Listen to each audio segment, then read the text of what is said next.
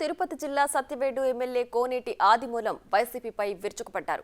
SC సామాజిక వర్గం అంటే చులకన అయిపోయారని విమర్శించారు. పెద్దిరెడ్డిని టార్గెట్ గా చేసుకుని మొట్టమొదటిసారిగా విమర్శలు గుప్పించారు. ఆదిమూలంను ఎమ్మెల్యేగా తప్పించి తిరుపతి ఎంపీ అభ్యర్థిగా ప్రకటించిన నేపథ్యంలో ఇన్ని రోజులు సైలెంట్ గా ఉన్న ఆదిమూలం అనూహ్యంగా ఆదివారం మధ్యాహ్నం వీడియో రిలీజ్ చేసిన తర్వాత అజ్ఞాతంలోకి వెళ్లిపోయారు.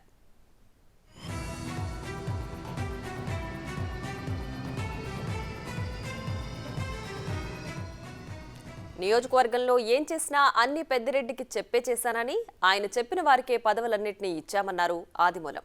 నారాయణవనం ఎంపీపీగా దివాకర్ రెడ్డి, పిచ్చటూరు ఎంపీపీగా హరిశ్చంద్రారెడ్డి భార్య, నాగలాపురం జెడ్పీటీసీ సభ్యుడిగా మహేష్ రెడ్డిలకు పెద్దిరెడ్డి సూచనల మేరకే పదవులిచ్చినట్లు ఆయన తెలిపారు.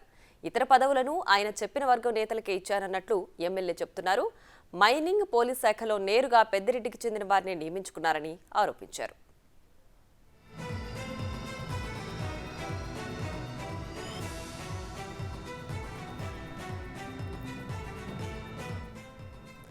ఆదిమూలం వెనక ఎవరో ఉన్నారని, వారే ఆయనతో మాట్లాడిస్తున్నారంటూ గురుమూర్తి విమర్శించారు. మొత్తం మీద ఇప్పటికే పూతలపట్టి నియోజకవర్గ ఎమ్మెల్యే ఎంఎస్ బాబు మొదటి రోజు విమర్శించి తర్వాత సైలెంట్ అయ్యారు. ఆదిమూలం మాత్రం విమర్శించిన తర్వాత అజ్ఞాతంలోకి వెళ్లిపోయారు.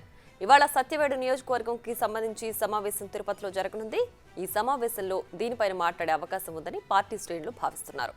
ఈ నేపథ్యంలో పెద్దిరెడ్డి స్పందన ఎలా ఉంటుందో అనే ఉత్కంఠ నెలకొంది. వైసీపీ అధినేత నా ఎస్సీలు, నా బీసీలు అంటూ జగన్ చేస్తున్న వ్యాఖ్యలకు, ఇలాంటి ఘటనలకు పొంతన ఉండడం లేదని రాజకీయ నిపుణులు అభిప్రాయం వ్యక్తం చేస్తున్నారు.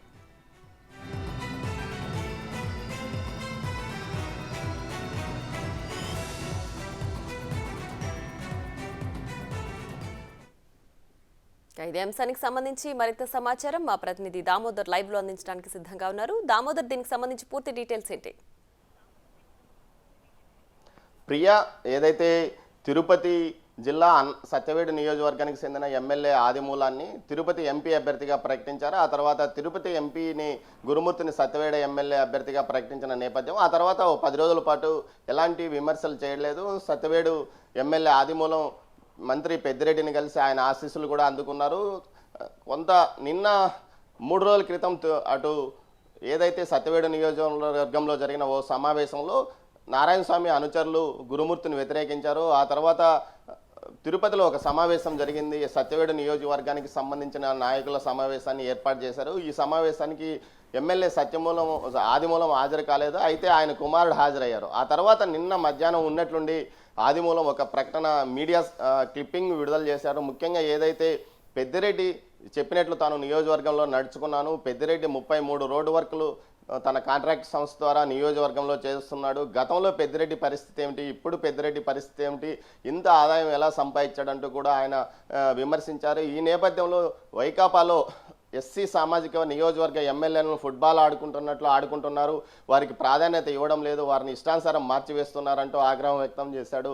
ఆ తర్వాత సెల్ ఫోన్ ఆఫ్ చేసుకుని వెళ్లారు. అయితే ఈ నేపథ్యంలో గురుమూర్తి దీన్ని తీవ్ర స్థాయిలో విమర్శించారు. ముఖ్యంగా ఆదిమూలాన్ని ఎవరో ప్రేరేపిస్తున్నారు, వారి వల్లనే ఈ విధంగా కొనసాగుతుందంటూ కూడా విమర్శించారు. అయితే ఈరోజు తిరుపతిలో రాయలసీమ జిల్లాలకు సంబంధించి అన్నమయ్య, చిత్తూరు, అదేవిధంగా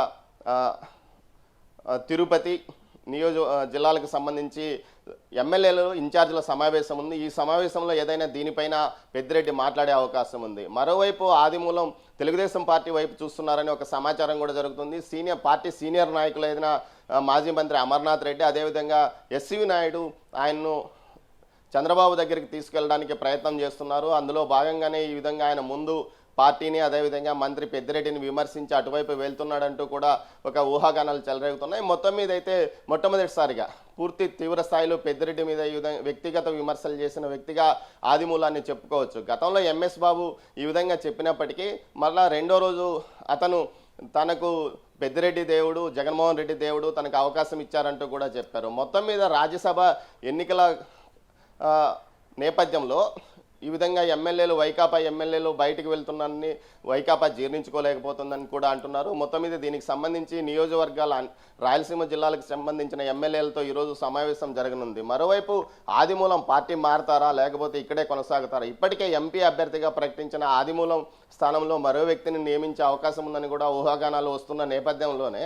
ఆదిమూలం ఈ విధంగా మాట్లాడానని చెప్తున్నారు. ముఖ్యంగా ఆదిమూలానికి సంబంధించి సత్యవేడు నియోజకవర్గానికి తప్ప మిగతా ఏ నియోజకవర్గాలతోనూ సంబంధాలు లేని నేపథ్యంలో తాను ఎంపీ అభ్యర్థిగా ఎలా కొనసాగుతానంటూ కూడా తన సన్నిహితుడి వద్ద చెప్పినట్లు సమాచారం. ఈ నేపథ్యంలో తాను ఎంపీగా పోటీ చేయలేను, తనకు మరోసారి ఏదైతే సత్యవేడుకు అవకాశం ఇవ్వాలని కూడా ఆయన అధిష్టానానికి మొరపెట్టుకున్నట్లు తెలుస్తుంది. అయితే దీన్ని పార్టీ పట్టించుకోలేదు, అందువలనే ఆయన బయటకు వచ్చాడని కూడా చెప్తున్నారు. మొత్తం మీద అయితే తనకు కానీ తన కుమారుడికి కానీ అవకాశం ఇవ్వాలని పలుమార్లు ఆయన పెద్దిరెడ్డితో పాటు అటు అధిష్టానం వైపు సీఎంతోనూ పలుమార్లు చెప్పుకున్నట్లు సమాచారం.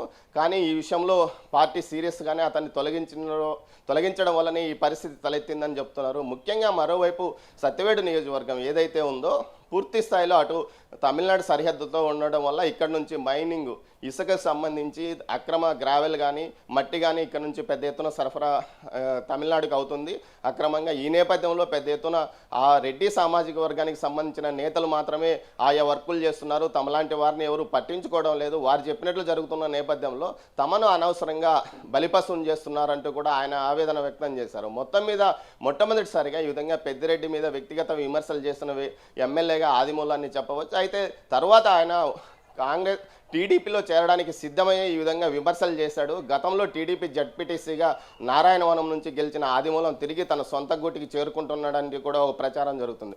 మొత్తం మీద సత్యమూలం ఏదైతే ఆదిమూలం యొక్క వ్యాఖ్యలు మాత్రం సంచలనాత్మకంగా మారాయని చెప్పవచ్చు. Priya. Right Damodar, thanks for the updates.